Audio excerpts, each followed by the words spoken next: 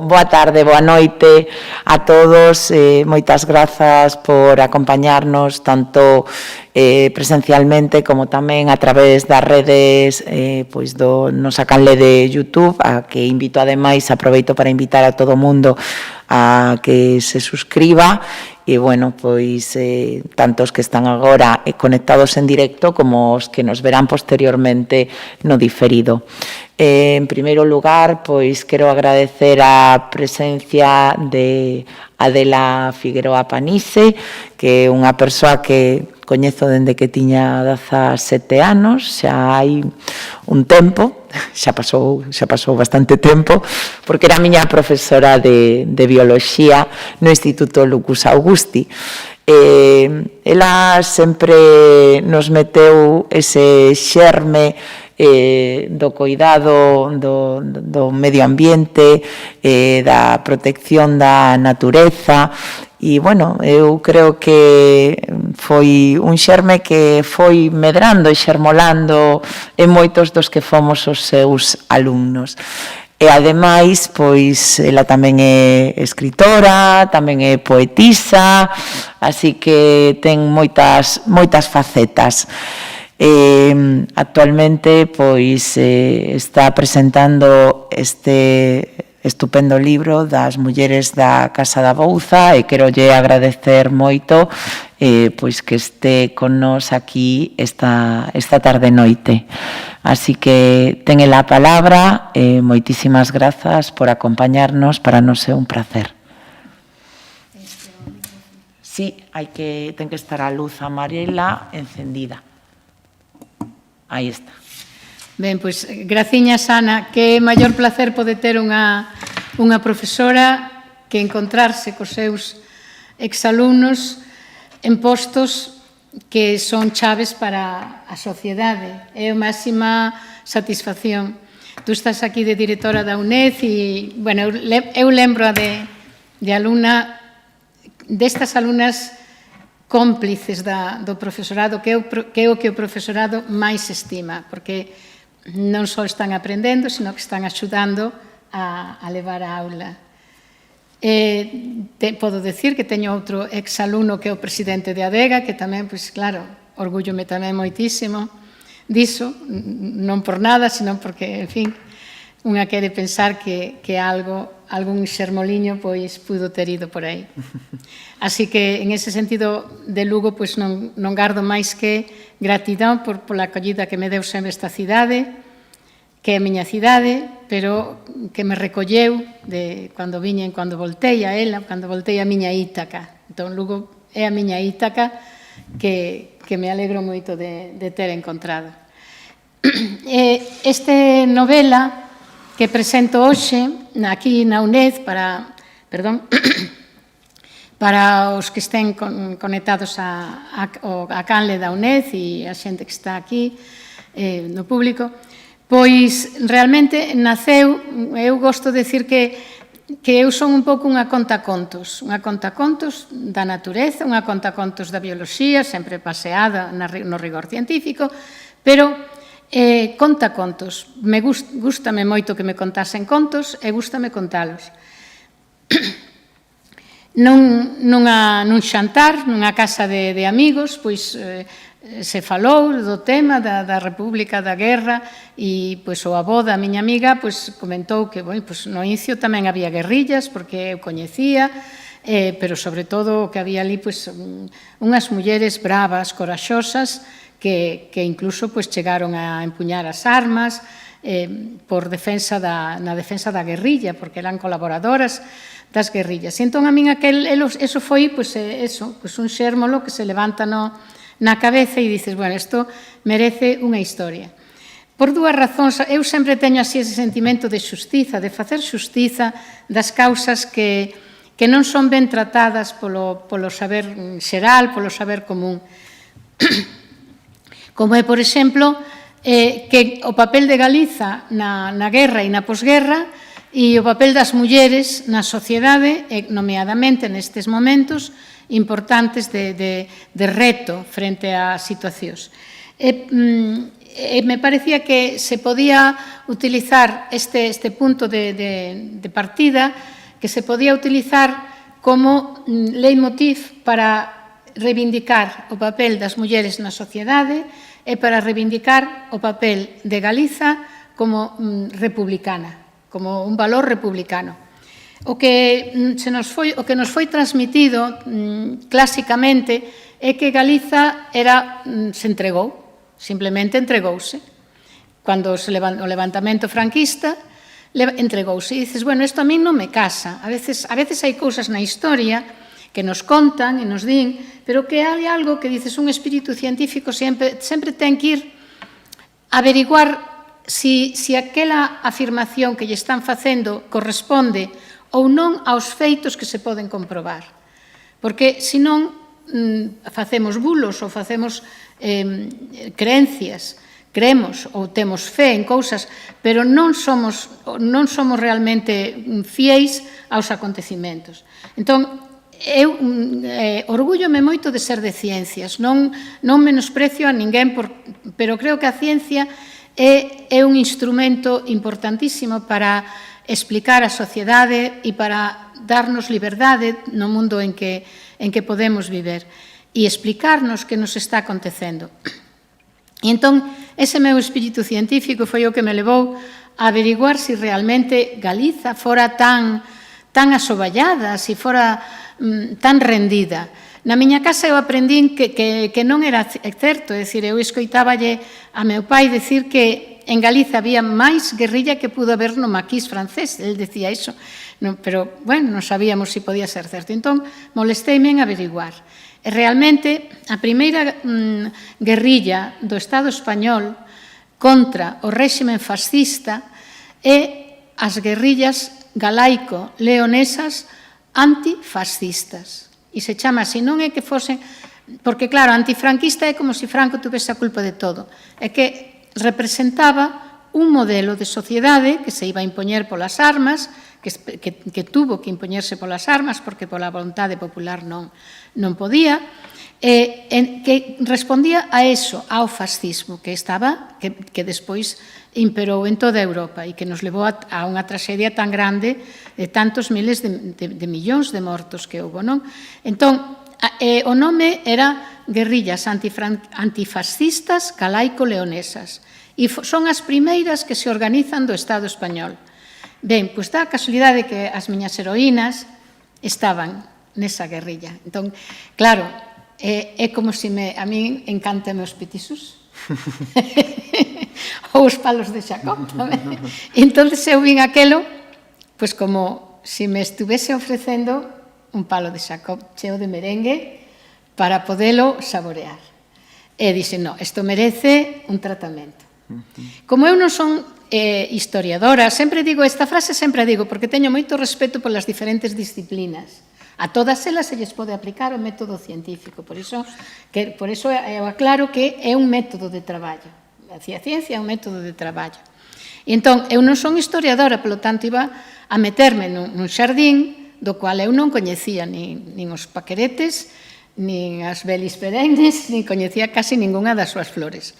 Entón, dixe, non, a maneira de abordar o tema é ler todo cuanto máis poda do asunto, basearme en feitos reais, pero construir unha historia que é a maneira que teñen os povos de ir contando o que aconteceu, de ir artellando a tradición, é dicir, ir fabulando sobre un feito que foi real, que aconteceu, pero despois se vai acomodando aos esquemas históricos, aos esquemas de cada momento vital, de cada momento histórico que vive ese pobo. E entón, pois, foi o que se me ocurriu a min. Dicen, ben, temos o xérmolo, temos o núcleo, e a volta deso eu construyo unha historia de mulleres. Eran as mulleres, como se ve na capa, son 4, realmente, as 4 fillas da casa da Bouza. Non se chama na realidade Casa da Bouza, ten seu nome. O que acontece é que nestes momentos ainda está xente viva da xente que aconteceu, que nós temos que andar tamén con uns pés tratando de que se faga xustiza, reconstruir a verdade, pero non ir restañar feridas. Iso é o máis importante, restañalas na xustiza. Pero non ir a situacións, provocar situacións que podan prolongar un enfrentamento que rompe a estrutura da aldea. Porque, ao final, o que importa tamén é a estrutura da aldea. Entón, eu non lle quixen poñer o nome propio da casa, que é outro, e non quixen dar o nome da aldea, que é Irexalba, esa sí se pode decir, aldea, pero sí quixen colocala no marco paisaxístico, e o marco paisaxístico é o Incio.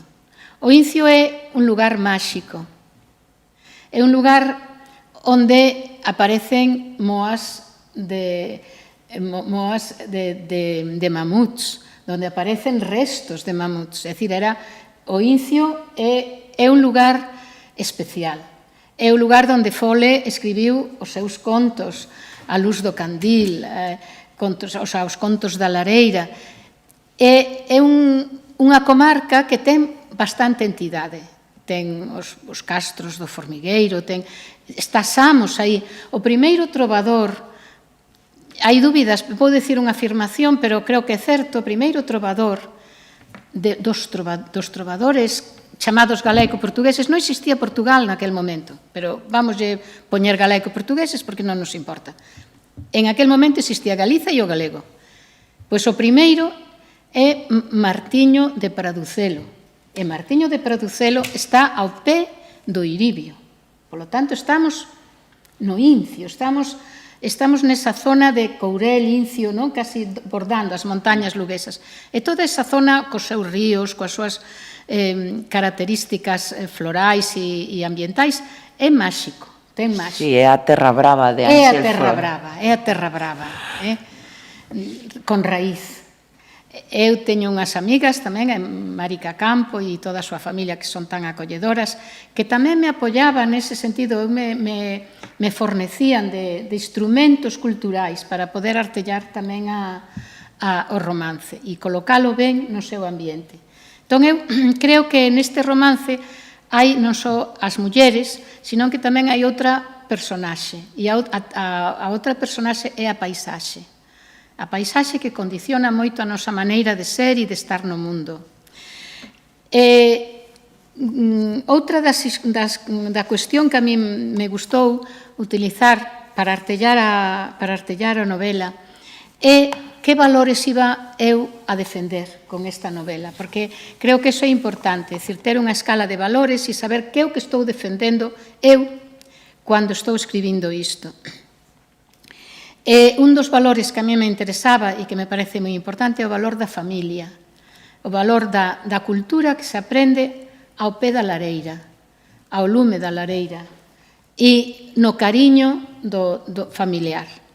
Entón, a min tamén me gustaba reivindicar a dignidade da familia camponesa, da familia labrega. Porque sei que para aprender unha cultura labrega se necesitan moitos anos e moita tradición. Non se aprende dun día para outro, non se aprenden os ciclos agrícolas dun día para outro. Non se aprende a relación entre unhas plantas e as outras e a rotación dos cultivos dun día para outro. Iso non se pode aprender facilmente. É dicir, as normas que te exixe a sobrevivencia nese medio leva moito tempo para aprender. E iso forma unha cultura que, no particular en Galiza, é unha cultura riquísima, variada, que se expresa con unha lingua tremendamente rica. Como eu son profesora de ciencias, aos principios de dar aulas molestábame moito en buscar o vocabulario para que o meu vocabulario fose o galego. Entón encontraba tantas palabras, bouza, chousa, lameiro, braña, encontraba tantas palabras para poder utilizar na miña aula que me den conta que o galego é tremendamente rico en matices ambientais, en matices da paisaxe. Bueno, pois esa é outra das cousas que a min me gustaba conseguir cos meus escritos. A dignificación desa cultura que en Galicia pode ter máis de 5.000 anos, porque ven desde a época dos castros, ven de antes de que os romanos chegaran aquí. Realmente aquí había de todo xa, pero ese é un inciso, abro paréntesis, cando aquí chegaron os romanos había uvas, había viño, había castañas, había de todo. Só que, claro, eles escribiron como se fosen eles, porque sempre o conta o vencedor. Claro. Pero nós sabemos agora que non é así. Entón, ben, por iso a mí me gustaba reivindicar esa cultura milenaria. Outra cousa que a mí me gusta como ecoloxista é tamén dignificar e restituir o mérito que lle compre ao minifundio. Todo o mundo fala do minifundio como a gran traxedia de Galicia. O minifundio é fillo da loita heroica dos labregos para liberar os foros, que non llos veu liberar ninguén, que os liberaron eles. Moitos tuveron que emigrar e mandaron o diñeiro para iso. Entón, liberando os foros, se transformaron de xornaleiros en propietarios. E cada un tiñan as súas terras, un minifundio. É necesario cando se ten unha cultura de sobrevivencia e de autosuficiencia, porque necesitas unha terra de prado, unha terra de monte, unha terra para fabas, unha terra para centeo. Entón, é necesario, logo hai un monte, un bosque, que fornece, como decimos, o fondo de armario, porque a leña, porque, en fin, todo aquilo que vai tapando, é como o comodín do póker, está aí. Entón, iso tamén me interesaba a min deixalo aquí correr, pero todo iso está dentro da novela, dentro dun conto, dentro dunha historia, que é unha historia heroica, de mulleres heroicas. E por iso, eu a esta cuestión da casa e da infancia, de cuidar os miúdos, de cuidar os pequenos, pequechos, logo tamén se chama pequechos, picariños, dáselle moita importancia. Por exemplo, eu o capítulo onde digo a Casa da Bouza. Como era a Casa da Bouza? Comenzo ese capítulo con unha poesía que sería Os cheiros da infancia, que chama así. Son moitos os cheiros que invaden meu cérebro e alagan en mergullo meus pensamentos ao rever miñas bellas montañas. Mas há un por cima dos outros que faza acordar en min dozura e prazer. O dos lençóis brancos, aquecidos polo ferro de pasar a roupa, nos fríos días da néboa e invernía. Alí a humidade esvaíase e a calor amorosa da mau da miña avó preparaba a noite para os soños felices da infancia. Penso que isto é interesante, porque a infancia se pode definir como reino dos sentidos. Nós, se facemos unha pequena memoria, enseguida temos o cheiriño da nosa mai. Hai outra poesía en donde digo, pero o cheiro da roupa da miña mai pendurada detrás da porta do seu cuarto sen armario. Porque é unha casa que era unha casa que non se pasaba fame, pero non era unha casa onde sobrase nada.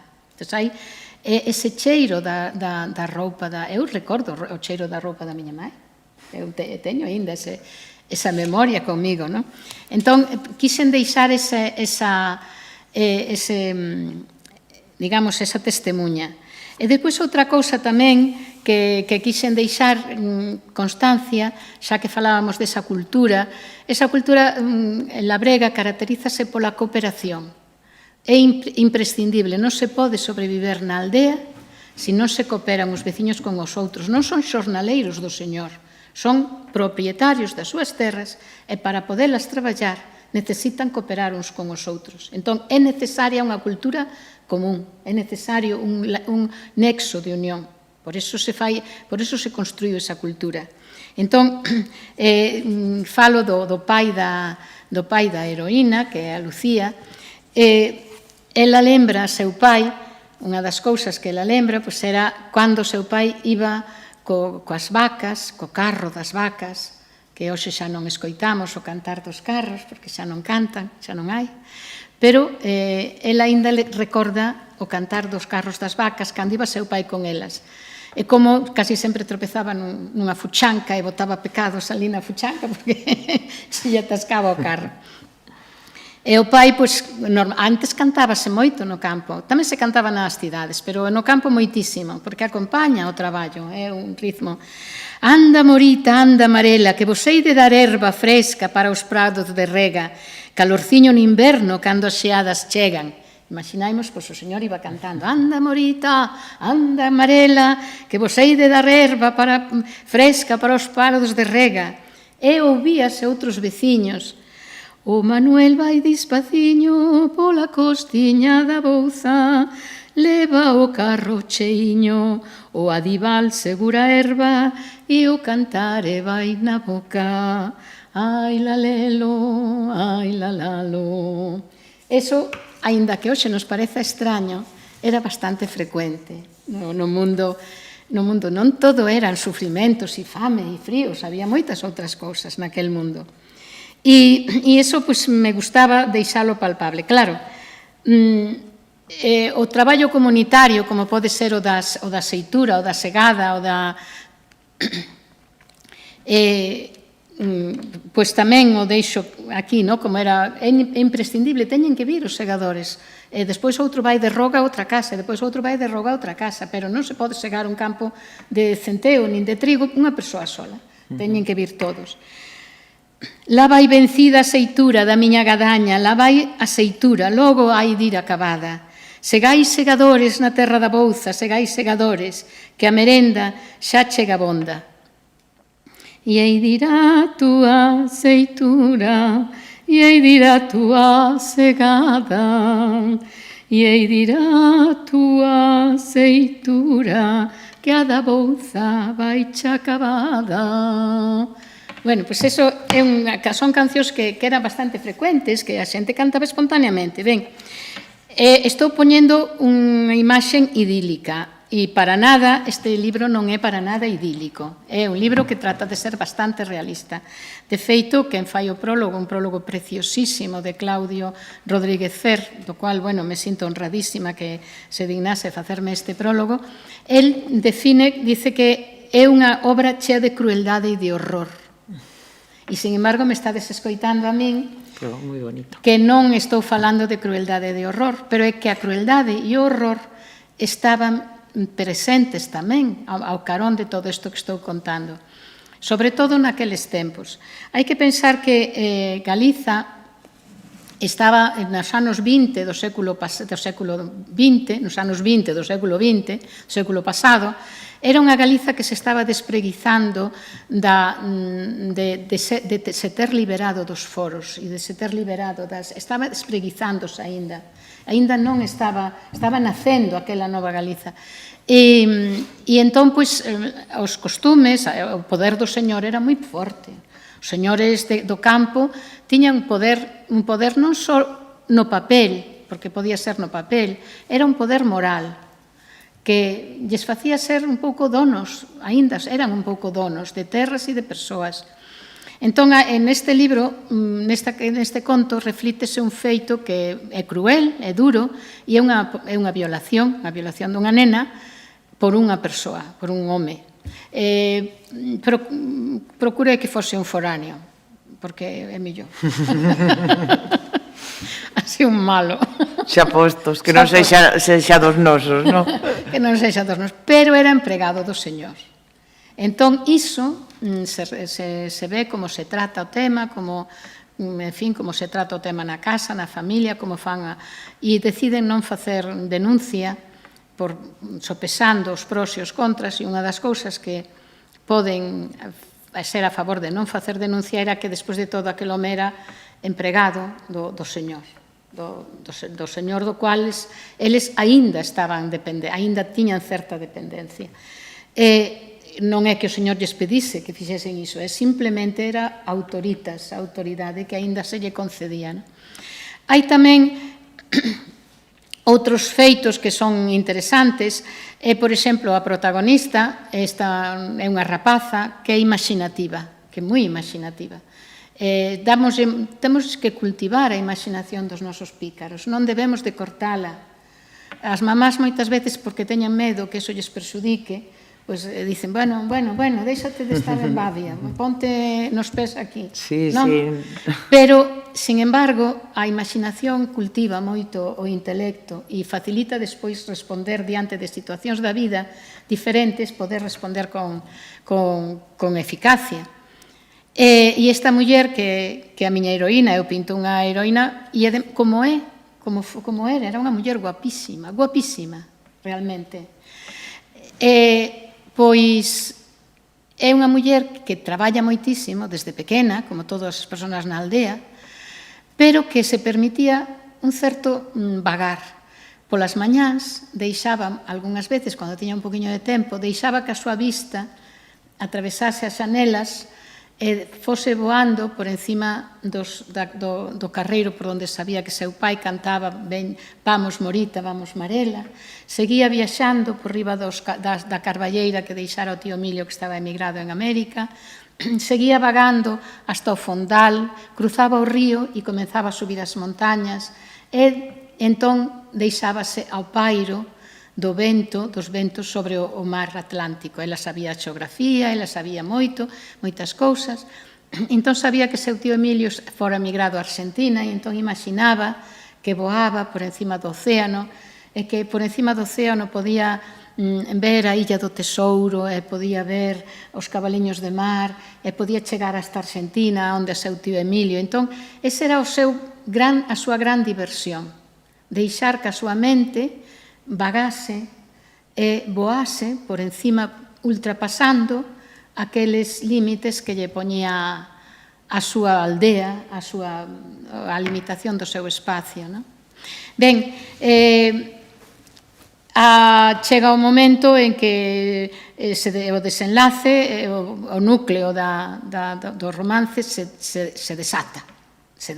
Non vai pouquiño a pouco, vai cocéndose, pero hai un momento en que finalmente se desata o desenlace e é cando, despois de ter gañado as eleccións o Frente Popular en toda Galicia por inmensa maioría, pois hai a sublevación do Xeneral Franco. E entón aquí o que se desata en Galiza é o terror da retaguardia.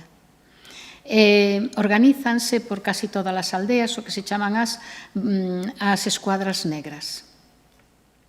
Pois as persoas máis indesexables da aldea collen armas, collen fusiles e persiguen a aqueles que apoyaban a República. Teñen órdenes e fan, se organiza esa persecución. Entón, aí é onde realmente se ve para que era o da Casa da Bouza, cual era a función e que función xogaba e por que isto da roupa estendida. Elas eran colaboradoras da guerrilla e un dos sinais que facían para decir que había unha acción, que se estaba preparando unha acción, era deixar a roupa tendida no corredor. Entón, se a roupa estaba tendida no corredor por máis dun día, pois non a recollían, porque, lóxicamente, a roupa cando está seca recolles. Pero se elas non a recollían, era sinal de que había unha acción. Entón, isto era o que, por eso se chama da roupa estendida. E isto é o que desenlaza, realmente, que desemboca na acción núcleo do que era o romance. Na miña historia, elas conseguen fuxir precisamente por Portugal. Eu coñezo moito o Xerés, a Serra do Xerés, entón fagoas ir por ali, por Pitóns das Xuñas. Axudas un padre que axuda a xente a pasar, a escapar de Franco, e marchan e encontran o seu lugar no mundo por unha razón fundamental, porque son cultas. Eu iso que fago moita forza niso. Leen, están acostumadas a ler, están acostumadas a saber cousas. A Lucía, a Candelaria, que a protagonista enseguida se desenvolve, porque eu sabía que na realidade estas mulleres se fixeran inmensamente ricas. Foi unha, primeiro a Nova York, despois foi levando as outras, outra foi para Venezuela, o fillo dunha delas foi ministro en Venezuela. Eran mulleres moi cultas. Por que eran cultas? Claro, eu tiña que buscar o porqué. Porque nunha aldea do Incio, cultura na súa cultura, pero cultas de máis cousas. Porque eu lles coloco un maestro republicano das Irmandades da Fala. Como eu coñezo ben como é as Irmandades da Fala, sabía moi ben como era, e como traballaban en rede por toda Galiza, claro, hai cousas que se esquecen, e iso aconteceu. Entón, eles tuveron a sorte de ter un maestro, tuveron dúas mestras, a mestra mala, que lles pegaba porque falaban en galego, e o mestre das Irmandades da Fala, que lles dá a ler moitas cousas. Elas son mulleres cultas, refinadas, que se saben defender na sociedade, en calquera modelo de sociedade. E, finalmente, pois, eu coñecín a filla dunha delas, que foi quen... Eu fun falar con ela cando xa estaba escrita. Sí. Curioso. E sabía...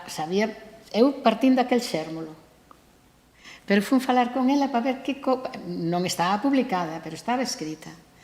E a contarlle o que tiña proxectado e o que estaba facendo, e vin o corredor, que agora está reformado, pero está ali o corredor, ensinoume as marcas que tiñan nas portas para darse sinais, que non as borraron desde hai máis de 80 anos, e contoume parte completoume a historia.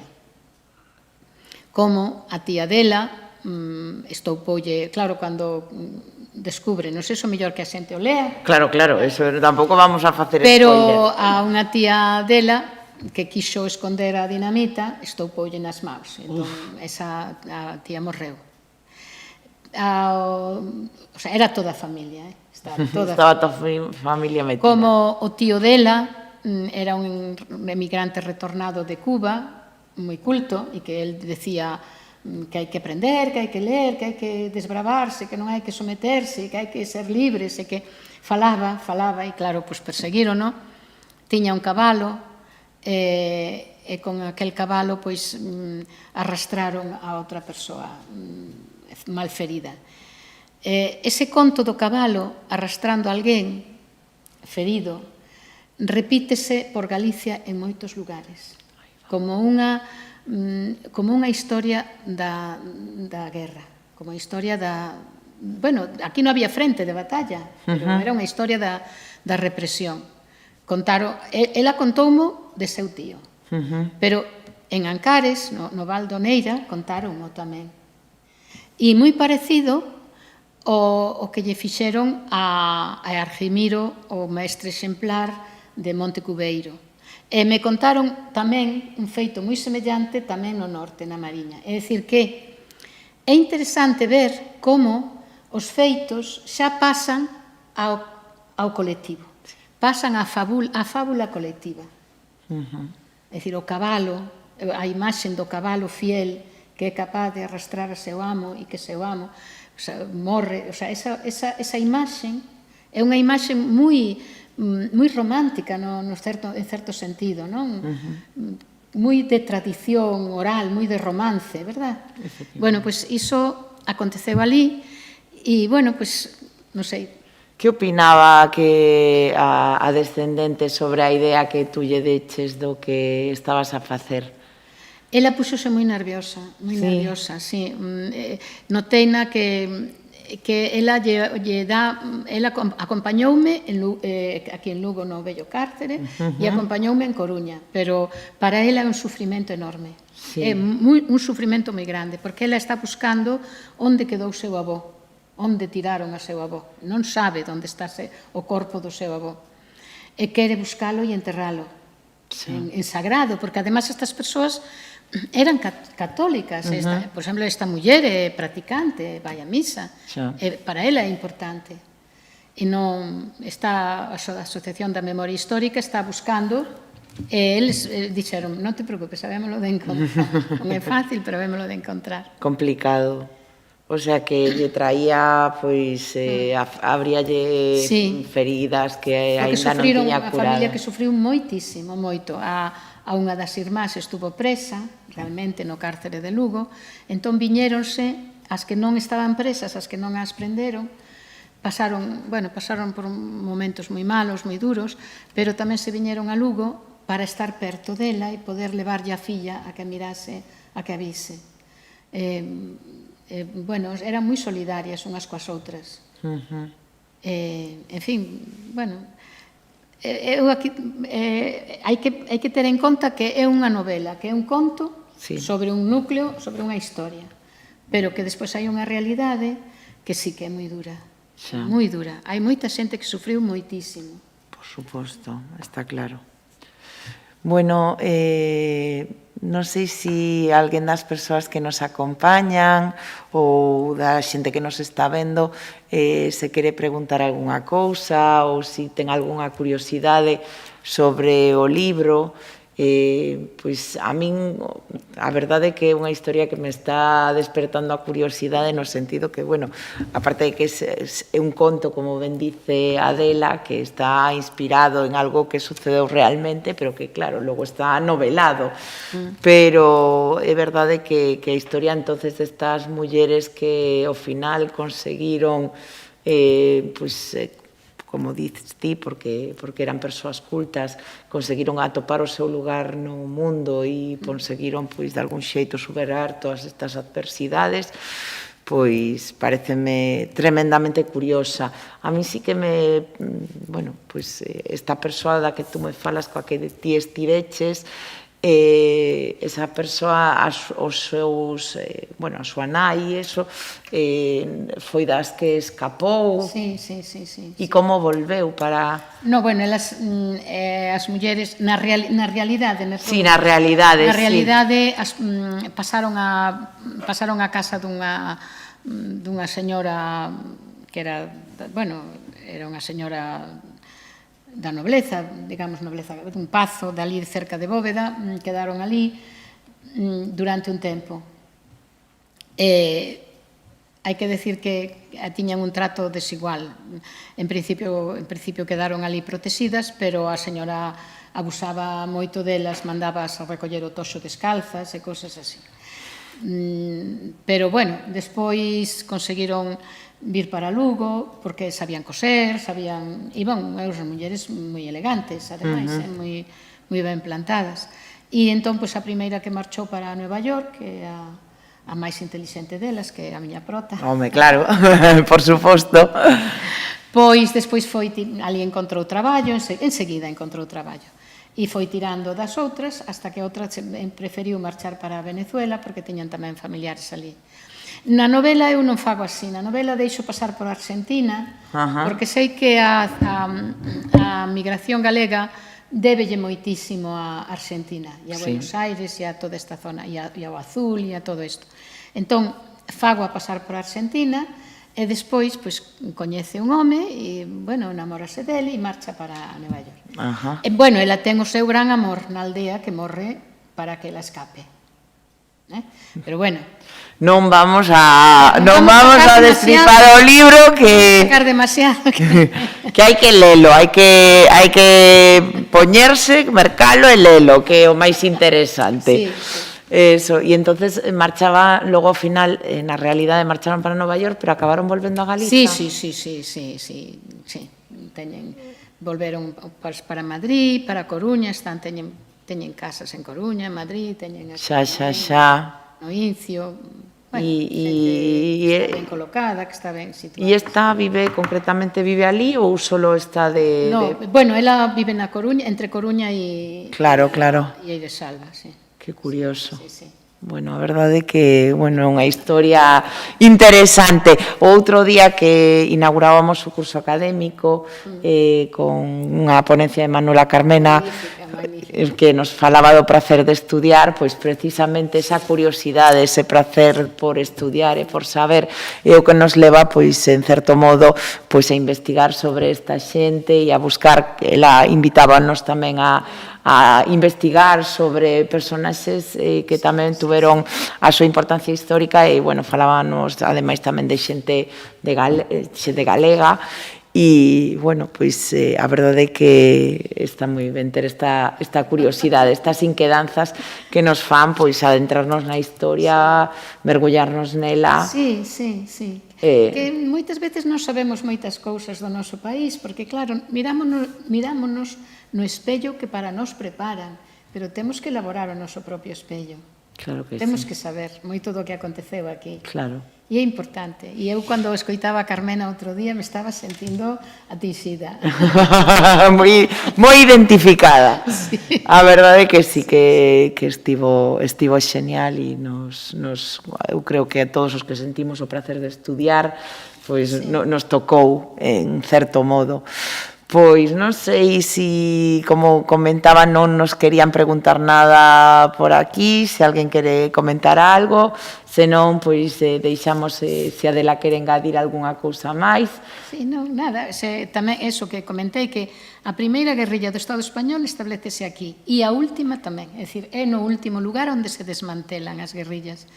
E é interesante ver que o Curuxás, por exemplo, que era o guerrilleiro da zona de Palas de Rei, morreu na súa cama e aínda seguiu tendo fillos, oficialmente, era un guerrilleiro, polo tanto. O Foucellas, pois, era sostido polos veciños, e o piloto, pois, tamén, e o guardarríos, é dicir, que é interesante ver que o pobo, eles mantivéronse durante tantos anos porque había un bosque onde podían vivir, unha fraga, é dicir, o poder da natureza, e porque había unha veciñanza que os apoiaba.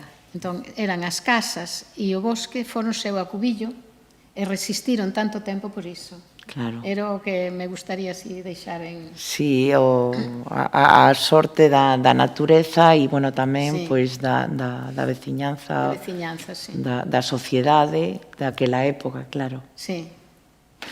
Pois a verdade é que a min só me queda convidar a todo o mundo a que merque, que lea o libro e, bueno, que lea tamén o artigo que publicaremos próximamente na nosa revista de Lugo Cultura Digital, na nosa revista Muralla Aberta, e darlle moitísimas grazas a Adela por traernos esta historia tan pois interesante, tan bonita ao mesmo tempo, aínda que, como di Claudio, estea chea de crueldade, pois eso, convidar a todo o mundo a que se mergulle nela e a que aprenda un pouco máis desta terra tan bonita, desta terra brava de Ángel Fole. Moi ben, pois moitas gracias. Moitas grazas, moitas grazas.